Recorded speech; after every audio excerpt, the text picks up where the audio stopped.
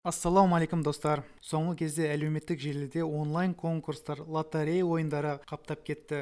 Талай адамдар алданып, танымал адамдардың басы дауға айналып жатыр. Онлайн конкурс, лотерея ойнатқан ұйымдастырушылар арнайы сервистерге жүгінеді. Соның бірі біз талқылайтын Random.org сайты. Бұл сайтта көптеген конкурс ұйымдастырушылар жиі пайдаланылады. Қарап отырғаныңыздай қарапайым сайт. Мұнда әртүрлі деңгейдегі конкурстар ұйымдастыруға болады. Біз соның рандом кездейсоқ сандар шығарып беретін бөлікті қарастырамыз. Бұл виджет 1-ден 100-ге дейінгі рандом сан шығарады. Виджетті белгілеп, оң жақ шетін басып, өзімізге керекті сілтемені іздеп тауып аламыз. Табылған сілтемені жаңа вкладкаға қоямыз. Виджеттің исходный кодтарын қарасақ, JavaScript файлдары жауап беретінін аңғарамыз.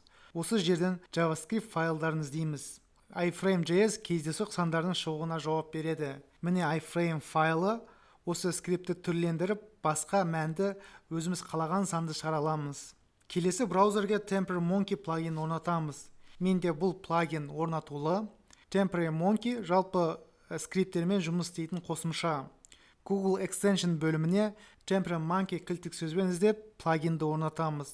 Плагин менде қазір белсенді қосулы тұр. Плагинді басып, создать новый скрипт деп басамыз. Бізге скрипттер орындалатын арнайы терезе ашылады. Мұнда біз дайындап қойған скриптті орнатамыз. Жұмыс үстелде скрипт текст файлды ашамын. Мұнда мен 777 деген сан 3 рет басқанда шықсын деп скриптте көрсетіп кеттім. Дәл осылай кез келген санды шығаруға болады. Скриптті орнатамыз да сақтауды ұмытпаймыз. Ал тексерейік. 3 рет басамын, өзіме қажет санды шығарамын. Бинго! Я, достар, технологияның дамыған заманда онлайн сервистерге сенуге бола бермейді. Тікелей эфир болса да, барлығы ұйымдастырушылардың ниетіне байланысты. Тыңдағаныңыздарға рахмет.